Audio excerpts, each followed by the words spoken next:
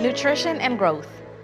Although newborn babies have very tiny tummies, they will usually breastfeed frequently over the first few days after birth.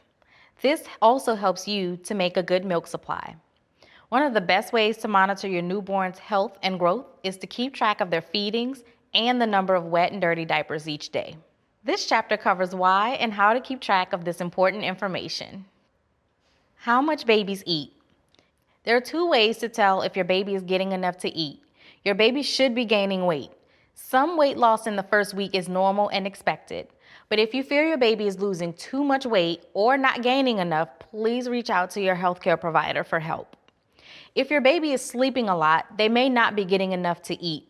A baby that is really hard to wake up is sleeping a lot because they're trying to preserve calories in their energy. So that may be a sign that your baby's not getting enough to eat.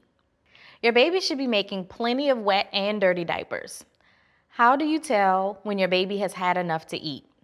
Your baby will unlatch. Well, some babies, my babies never did. They hung on forever. But your baby may unlatch. Your baby may remain latched but stop suckling. Your baby may fall asleep.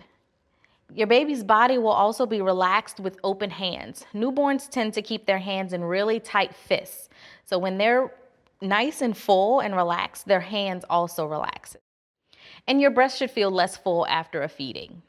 Some other positive signs that breastfeeding is going well: your baby's feeding at least 8 or more times in a 24-hour period.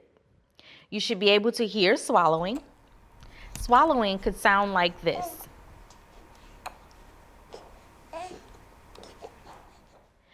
Your baby should also remain active and alert with a strong cry.